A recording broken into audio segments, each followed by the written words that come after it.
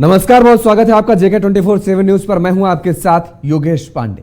कर्नाटक का चुनावी रण का आज जो प्रचार का शोर है वो शाम को थम जाएगा और अभियान आज थम जाएगा। हालांकि इससे पहले राज्य की 3 प्रमुख राजनीतिक दल भारतीय जनता पार्टी, कांग्रेस और जेडीएस ने मतदाताओं को रिझाने के लिए अपनी पूरी ताकत झोंक दी है। आज भी तीनों ही पार्टियों के कई दिग्गज नेता चुनावी रैलियों को संबोधित करते नजर आए और क्या कुछ रहा सियासी रण ये हम देखेंगे और किस तरीके से इस रण के दौरान बयानबाजी आई वो भी हम देखेंगे और सुनाएंगे आपको। लेकिन इससे बीच बड़ी खबर आ रही है। प्रचार के आखिरी दिन सभी दलों ने अपनी ताकत झोंक दी है। आज आखिरी दिन है प्रचार का। बीजेपी, कांग्रेस के दिग्गज नेताओं ने प्रचार किया, एक दूसरे को जमकर घेरा। कई बड़े सवाल भी राजनीतिक दल के नेताओं ने एक दूसरे पर उठाए। कर्नाटक चुनाव के लिए प्रचार आज थम जाएगा। प्रचार के आखिरी दिन सभी दलों ने पूरी ताकत झोंक रखी है। भारतीय जनता पार्टी, कांग्रेस और जेडीएस के नेता लगातार प्रचार कर रहे हैं और इस दौरान एक दूसरे पर राजनीतिक हमले भी बोले जा रहे हैं। और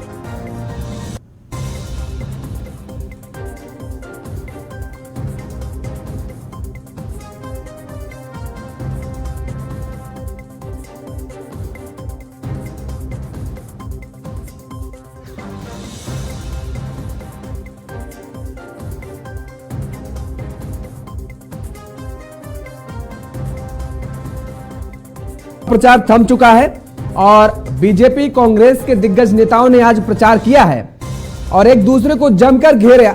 कई बड़े सवाल भी उठाए हैं और आज चुनाव प्रचार थमना था 5 बजे और ऐसे में अब 5 बज चुके हैं और अब चुनाव का जो शोर था, जो सुनाई दे रहा था, वो अब नहीं सुनाई देगा।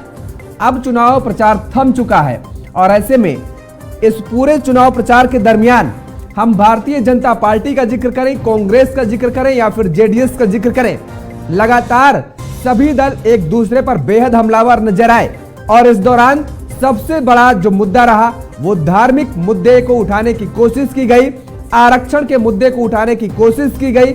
लेकिन रोजगार कहां से मिलेगा युवाओं को, कैसे बेरोजगारों को रोजगार उनके हाथों में सौंपा जाए, इस ओर राजनीतिक दल झांकते तक नजर नहीं आए।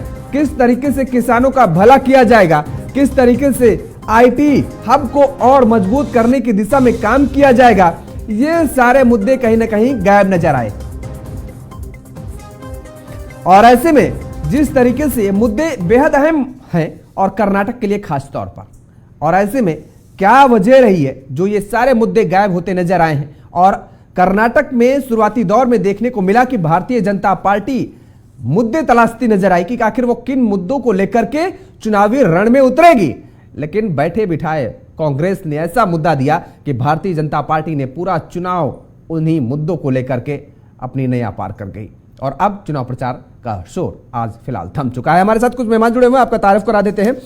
विजय कौशिक जी हैं, कांग्रेस के प्रवक्ता हैं। मोहम्मद असुद्दीन जी हैं, जेडीएस के प्रवक्ता हैं। दिनेश सिंह जी हैं, राजनीतिक विश्लेषक हैं। बहुत बहुत स्वागत है आप तीनों मेहमानों का हमारे साथ। कुछ ही देर में डॉक्टर आशीष हांडा जी जुड़ेंगे, भारतीय जनता पार्टी के नेता हैं और उनका भी हम रुख जानेंगे। सबसे पहले हम किसी राजनीतिक दल के पास आए। दिनेश जी, आपका रुख करेंगे।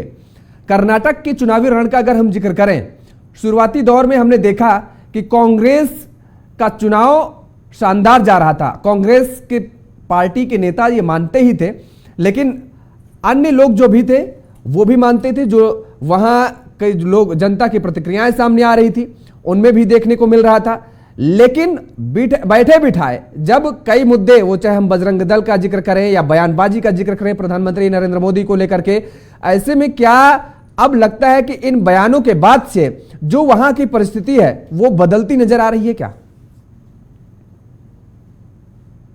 देखिए कि शुरुआत में जैसे लग रहा था, एक बात तो ऐसा लग रहा था कि शायद सत्ता में जो कांग्रेस है यही आएगी। हाँ। लेकिन बाद में जैसे कि बहुत सारे मुझे बजरंग बली को जैसे टच किया और बीच में बजरंग दल को बैन करने की बातचीत हुई, उसका बातचीत मतलब कि मुद्दे कुछ बहुत नेगेटिव होते चले गए। और जैसे आज भी सोनिया गांधी जी ने एक बोला कि हम लोग सॉवरेनिटी और इंटीग्रिटी जो है उसको मतलब उसके खिलाफ किसी को नहीं आने देंगे। और बीजेपी के खिलाफ भी कुछ बात बोली और उस पर कड़ा रुख अपनाते हुए और भाजपा के लोगों ने सीधा जाकर के किसी को इलेक्शन कमीशन जो है उसको अप्रोच करके और एफआईआर दर्ज करने का अनुरोध किया। और दुनिया भर के मुद्दे उस आज ही, जैसे कि अर्जुन सिंह जी उनके एमएलए हैं कांग्रेस के, उन्होंने हनुमान जी जो है उनको आदिवासी कह के अपना एक सभा को संबोधित किया।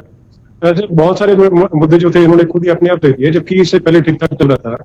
और दूसरी बात है कि जैसे कि इसके अलावा एक चीज और जानने की है कि जैसे खड़गे जी जो है उनके लिए बहुत बड़ी प्रतिष्ठा का सवाल है, क्योंकि खुद पूर्वी से जैसे आते हैं, उनके ऊपर प्रतिष्ठा अपनी बचाने का सवाल है, क्योंकि इसी प्रदेश से आते हुए और इतने बड़े जो दल के अध्यक्ष हैं वो अपनी प्रतिष्ठा और साथ बचा पाते हैं, नहीं बचा पाते हैं। और विभिन्न मुद्दे जो अलग है दूसरे, उसके जैसे महाराष्ट्र जैसे कि एक विवाद था सीमा का, वो भी बहुत बड़ा मुद्दा ठहरा। तो ऐसे बहुत सारे मुद्दे हैं जिनको लेकर के अभी जो चुनाव जो था वो नेगेटिव दिशा में चला गया इनकी तरफ, और जो भाजपा है उनका पलड़ा थोड़ा इस भारी नजर आ रहा है।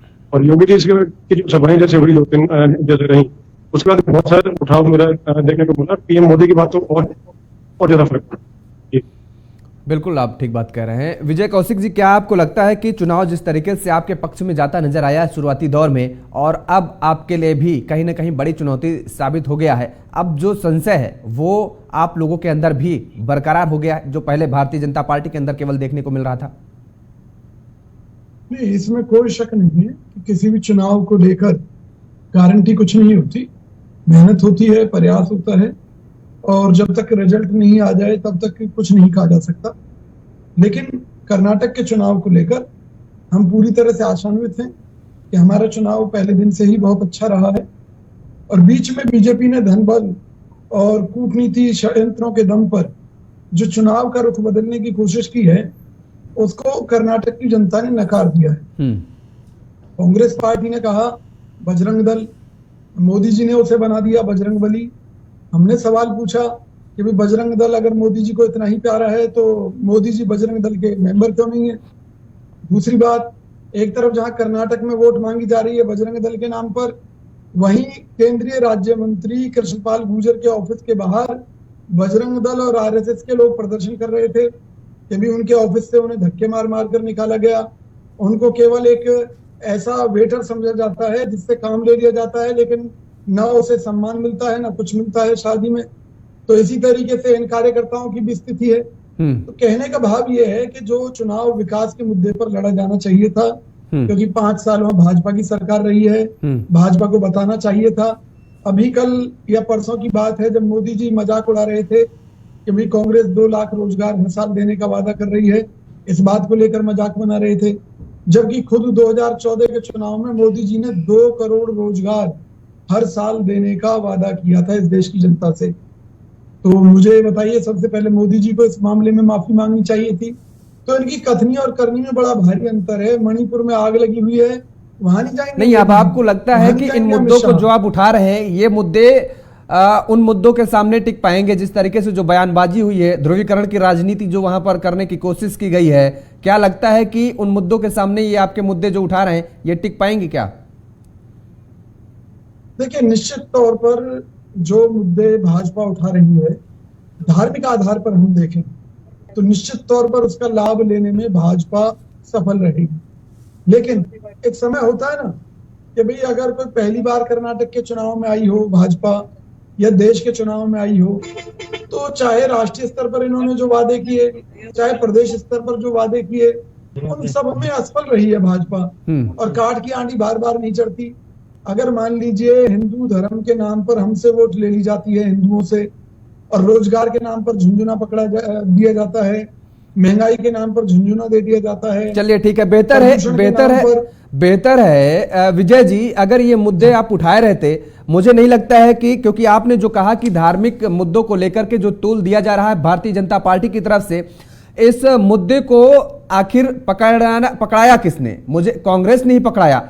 अगर जो आप मैनिफेस्टो, और देखिए संयोग देखिए या प्रयोग देखिए, जिस दिन प्रधानमंत्री नरेंद्र मोदी का पहला रोड शो वहां पर या पहली रैली वहां पर होने जा रही थी कर्नाटक में, उसी दिन उनको मुद्दा मिल गया। और उसी दिन आपने जब मैनिफेस्टो में अपने जारी किया कि बजरंग दल को हम बैन कर देंगे, उसमें किसी विशेष दल का नाम लिखने की जरूरत आपको कहां आन पड़ी? और बजरंग दल आपने पीएफआई से तुलना कर दी डायरेक्ट। पीएफआई और बजरंग दल, ये तो मुझे लगता है आप भी और सभी लोग समझते हैं। आप सीधे कह सकते थे वहां पर कि जो भी इस तरीके के अराजक तत्व होंगे उन पर बैन लगाने का काम किया जाएगा। कहीं ना कहीं चूक हुई है आपसे कौशिक विजय जी, इस बात को आपको स्वीकारना पड़ेगा। और आपके कई बड़े नेता स्वीकार भी रहे हैं, आप सुन भी रहे होंगे उनके, आपके कई बड़े नेता स्वीकार हैं, आएंगे आपके पास। एक कमेंट ले लेते हैं हम मोहम्मद असुद्दीन जी से। मोहम्मद असुद्दीन जी, क्या लगता है कि अब ये जिस तरीके की स्थिति कर्नाटक में बनती नजर आ रही है, भारतीय जनता पार्टी और कांग्रेस का ये जो अगर वोट बैंक बिखरता है तो उसका फायदा आपको मिल सकता है क्या, या फिर कांग्रेस का वोट बैंक टूटेगा तो वो बीजेपी के साथ ही जाएगा? जहां तक जनता दल सेक्युलर की बात है, जेडीएस ने अपना एक पंचरत्न का कार्यक्रम लेकर, एक विजन लेकर कि हम क्या करना चाहते हैं, हम गए हैं, आवाम का अच्छा रिस्पांस मिल रहा है। लेकिन अभी पिछले कुछ दिनों में जिस तरह यहाँ की राजनीति गरमाई गई है और जिस तरह से जो है ना इसका यहाँ पे एक जो है ना अपना एक कम्युनल एंगल लाना, पोलराइज करने की कोशिशें हो रही है। कांग्रेस ने भी जिस तरह की शुरुआत की, उन्होंने एक प्रॉमिस किया कि भाई हम पीएफआई और बजरंग दल जैसी ऑर्गेनाइजेशंस को बैन करेंगे। अब सवाल ये पैदा होता है कि पीएफआई ऑलरेडी बैंड है, उसको क्या बैन करेंगे? जाहिर बात है, ऑलरेडी बैंड है। अब बजरंग दल की बात, अब बजरंग दल को अगर आप बैन करना ही चाहते हैं तो आपके पास में कई स्टेट्स में 2-3 जगह पे आप जो है ना अपना राज्य कर रहे हैं, वहां पे आप पावर में है, वहां पे से शुरुआत कर देते, आप छत्तीसगढ़ से कर देते, राजस्थान से करते। यहाँ पर ही आपको जो है ना ये कहने की जरूरत क्यों पेश आई? यहाँ पर दरअसल आपने इसलिए कहा कि यहाँ पर आपको ये अंदाजा हुआ कि पिछले दिनों जब से पिछले 1 साल 2 साल से भाजपा यहाँ पे जिस तरह से ध्रुवीकरण की राजनीति कर रही है और मुस्लिम्स के खिलाफ में माहौल बनाया जा रहा है, और उस वक्त में कांग्रेस वाले टोटली खामोश थे, मुसलमानों में की नजर में कांग्रेस एक्सपोज हो चुकी है। तो इन लोगों ने क्या किया, इन्होंने अपनी जगह सोचा कि अगर हम बजरंग दल पे बैन करने की बात करेंगे तो शायद हम फिर से सेक्युलर हो जाएंगे मुसलमानों के, इसलिए उन्होंने ये जो है ना बजरंग दल की बात की। खैर बजरंग दल की इन्होंने बात की, अब भाजपा की जो है ना अपना आपको मानना चाहिए, सारा देश मानता है कि किस तरह से किसी भी चीज को एक पकड़ के बहुत बड़ा मुद्दा बना लेते हैं। चाय वाला आपके सामने है, किस तरह से उन्होंने जो है ना उसको बात को भुनवाया। अब इनको बजरंग दल वाला मामला कांग्रेस ने दे दिया कि बजरंग दल मतलब वो भगवान बजरंग बली, भगवान हनुमान, ये सारी चीजें लेकर आए, जबकि इसकी जरूरत ही नहीं थी। लेकिन मसला ये है कि इवन भाजपा भी मजबूर है। यहाँ पे जिस तरह से 40% के कमीशन की वजह से बदनाम हो चुके हैं, एडमिनिस्ट्रेशन में टोटली फेल हो चुके हैं, तो अब ये करेंगे क्या? तो इन्होंने जो है बस इन मुद्दों को, नॉन इश्यूज को इश्यूज बनाकर इलेक्शन लड़ने का जो है डिसाइड कर लिया है। अब कांग्रेस और बीजेपी अपने हिसाब से करते रहे, लेकिन यहाँ की जनता, आपने बीजेपी और कांग्रेस कितने मुद्दे गिना दिए हैं, आपके क्या मुद्दे हैं? आपको किन मुद्दों पर, आप क्यों वहां कर्नाटक की जनता आपके साथ जाए? सवाल ये उठता है बड़ा। जी बताता हूँ, हमने जो है ना आज से तकरीबन 1.5 साल पहले ही हमने जो है ना अपना जनता जलधारे नाम का एक जो है ना प्रोग्राम जनता के सामने रखा कि गवर्नमेंट में आने के बाद हम क्या करना चाहते हैं। सिंपल से बता दो शॉर्ट में कि ये एक ऐसा प्रोग्राम है, हमारा एक ऐसा विजन है कि जिसके जरिए हम कर्नाटका स्टेट में स्टार्ट होने वाली सारी नदियां या ऐसी नदियां जो किसी और स्टेट से शुरू होती हैं, कर्नाटका से गुजर के किसी और स्टेट में जाती हैं, तो ऐसी तमाम नदियों का पानी हम इस तरह से इस्तेमाल करेंगे कि उसके बाद इरिगेशन के लिए पानी का मसला नहीं होगा, पीने के पानी का मसला नहीं होगा। ये विजन हमारा था। उसके बाद हमारा मेन जो अभी हमने इलेक्शन से पहले जो मैनिफेस्टो जारी किया है, उसमें हमने पंचरत्न का ऐलान किया है। उसमें हमारा विजन सिंपल सा है, हम जो है ना हर पंचायत लेवल पे एक हाईटेक हॉस्पिटल बनाना चाहते हैं, मिनिमम 30 बेड का, फ्री मेडिकल ट्रीटमेंट, ये हमारा एक रत्न है। दूसरा रत्न जो है वो फ्री जो है ना अपना एजुकेशन, 1st से 12th तक हम जो है ना हाईटेक जो है ना अपना स्कूल्स ग्राम पंचायत लेवल पे बनाना चाहते हैं, जहाँ पे डिजिटल क्लासेस वगैरह होंगी। और उसके साथ में महिला सबलीकरण का है, फ्री हाउसिंग का हमने विजन रखा है। ये हमारे मुद्दे हैं सर, इन इश्यूज पे हम जा रहे हैं। और इसके साथ साथ हमने माइनॉरिटीज के लिए एक चीज प्रॉमिस की है कि हेट स्पीचेस जो यहाँ पे काफी बढ़ रही है, सारे देश में है, कर्नाटका में भी उसका एक चलन शुरू हुआ है, पहले नहीं था। तो हेट स्पीचेस को कंट्रोल करने के लिए हम एक कानून बनाएंगे और टाइम बाउंड मैनर में इन्वेस्टिगेशन करवाएंगे और एक फास्ट ट्रैक कोर्ट्स में उनको निपटाएंगे, ताकि कर्नाटका की जो सभ्यता है, जो संस्कृति है, परंपरा है, वो बाकी रहे। मैं आपको आखिरी में एक बात कहना चाहूंगा कि कर्नाटका के जो लोग हैं वो अपना धर्म की राजनीति में विश्वास नहीं रखते। हमारे जो राष्ट्र, लेकिन असदुद्दीन जी देखिए, जो जनता का मूड है, जो जनता का मूड, एजेंसियां जो सर्वे कराई, जनता का मूड भांपने की कोशिश की गई है, उनकी तरफ से कहीं ना कहीं आपका जो जनाधार है वो बढ़ता नजर नहीं आया है। सवाल ये है, आप इन मुद्दों को लेकर के कैसे जा रहे हैं? ये तो खैर आने वाले नतीजे बताएंगे कि आपने मुद्दों को किस तरीके से जनता के बीच में रखा है और जनता ने आपके मुद्दों को किस तरीके से, किस परिप्रेक्ष्य में लिया है। सवाल ये उठेगा वो 13 तारीख के बाद, 13 तारीख को नतीजे जब आएंगे तब। विजय जी, बड़ा सवाल ये है कि माइनॉरिटी वोट आपकी तरफ से खिसक न जाए, वोट बैंक आपका खिसके ना, और इस वजह से आपने पीएफआई के साथ बजरंग दल को जोड़ दिया। पीएफआई तो पहले से ही बैन है। सवाल ठीक आपने उठाया, हमारे साथ जेडीएस के प्रवक्ता बैठे हुए हैं, उन्होंने ठीक बात कही कि भाई पीएफआई तो पहले से ही बैन है, और आपने पीएफआई को बैन करने की बात कही, जेडीएस और उसके साथ ही बजरंग दल को इसलिए जोड़ दिया ताकि माइनॉरिटी जो वोट बैंक है वो कहीं जेडीएस की तरफ या बीजेपी की तरफ थोड़ा सा रुझान न ले ले, खासतौर पर जेडीएस की तरफ। देखिए योगेश भाई, इसमें कोई शक नहीं है कि हमारी पार्टी की तरफ से चूक हुई है, लेकिन वो चूक क्या हुई है? वो चूक केवल इतनी सी है कि जब हम कर्नाटक की जनता के बीच में गए तो कर्नाटक की जनता ने हमें बताया कि यहाँ पर पीएफआई की गतिविधियां अभी भी शुरू हैं और यह लोग मुसलमानों को भड़का रहे हैं और अपनी गतिविधियों को लगातार चला रहे हैं। इसी तरीके से हमें बताया गया कि बजरंग दल जैसे संगठन हिंदुओं को भड़का रहे हैं और कर्नाटक को हिंदू मुस्लिम की लड़ाई का मैदान बनाया जा सकता है। तो हमने कहा कि जब हम सत्ता में आएंगे तो ऐसे संगठनों के खिलाफ हम कार्यवाही करेंगे, और कोई भी कार्यवाही संविधान के अनुसार होती है, सबूतों के आधार पर होती है। अगर बजरंग दल के खिलाफ हमें सबूत मिलते हैं तभी कार्रवाई करेंगे। ऐसा तो है नहीं कि हम जबरदस्ती किसी संगठन को फांसी दे देंगे। तो कहीं ना कहीं हमारी चूक रही है कि बैन शब्द आ गया कार्रवाई की जगह। और दूसरी बात ये, हमने कोई तुलना नहीं की पीएफआई और बजरंग दल की। तीसरी बात कि बजरंग दल को लेकर कार्रवाई की बात भी इसलिए की, अगर आपको याद हो तो वैलेंटाइन डे जैसे अवसरों पर भी इनकी मानसिकता दिखाई देती है, जब ये खुद कानून हाथ में, ये कोई नया मामला थोड़े ना। बजरंग दल ये आप राजस्थान छत्तीसगढ़ में कह तो रहे हैं असदुद्दीन जी कि राजस्थान या छत्तीसगढ़ में आप बैन कर देते। ये केवल कर्नाटक में थोड़े ना हो रहा है, ये तो यूपी में भी हो रहा है, राजस्थान में भी हो रहा है, छत्तीसगढ़ में भी होता है, ये तो हर पूरे देश भर में बजरंग दल करते हैं। तो आप जिन राज्यों में सरकार है आपकी, वहां पर आप बैन कर देते, करके दिखा देते। आप सुनिए तो सही, अगर राजस्थान में बजरंग दल को लेकर कोई समस्या नहीं है, या छत्तीसगढ़ में नहीं है, या मान लीजिए बिहार में नहीं है, अरे तो कैसे नहीं है? आपको फिर जानकारी नहीं विजय जी, आपको जानकारी नहीं है। फिर मैं बता दो रहा हूं, है कैसे नहीं? आप चले जाइए 14 फरवरी का आप जो जिक्र कर रहे हैं, आप राजस्थान छत्तीसगढ़ आप चले जाइए ना पार्कों में, आप चले जाइए ना वहां पर जो जहां पर लोग घूमने जाते। क्या बात आप कर रहे हैं? किस तरीके से बजरंग दल का तांडव देखने को मिलता है आप कह रहे हैं, है नहीं? कोई ऐसा राज्य बता दीजिए जहां पर ना हो, कोई ऐसा राज्य बता दीजिए जहां पर ये ऐसे मामले ना आते हों। और फिर आपको ये भी जानकारी नहीं है, जहां पर हमारी सरकार है और बजरंग दल के कार्यकर्ता कोई उपद्रव करने की कोशिश करते हैं तो हम उन पर लगाम लगा देते हैं, उन्हें ऐसे कोई काम करने नहीं देते। और जो करते चलिए ठीक है, अच्छा है। देखिए क्या होगा ये जनता तय कर देगी। ठीक है, ये पता चल जाएगा। हमारे साथ भारतीय जनता पार्टी के नेता भी जुड़ चुके हैं, तिलक सिंह जी। तिलक जी आपका भी बहुत बहुत स्वागत है JK 24/7 न्यूज पर। तिलक जी, सवाल ये बड़ा कि आखिर क्या आपको लगता है कि ध्रुवीकरण की राजनीति जिस तरीके से कर्नाटक के अंदर करने की कोशिश की गई और खेली गई, उससे आपको बेनिफिट होता नजर आ रहा है आने वाले चुनाव में? क्या जो परिणाम पहले आने वाले नजर आ रहे थे अब वो बदल करके कुछ परिणाम और होंगे? देखिए योगेश जी, मैं बड़े स्पष्ट शब्दों में कह रहा हूं, जो हिंदुत्व के खिलाफ जाएगा उसको नुकसान होगा, जो हिंदुत्व के साथ रहेगा उसको फायदा तो होगा। मैं इसमें किसी भी तरह का कोई लाग लपेट नहीं कर रहा। कारण ये उसका है कि बजरंगबली को कौन लेके आया, बजरंग दल को कौन बैन करने की बात कर रहा है। आज जब इनकी जो हवा इनके खिलाफ हो गई तो ये अनर्गल बयानबाजी कर रहे हैं, अब अपनी बातों से भी पलट रहे हैं। मैं ये कह रहा हूं कि सीधी सी बात है, बजरंग दल और संघ ये देशभक्त संस्थाएं हैं।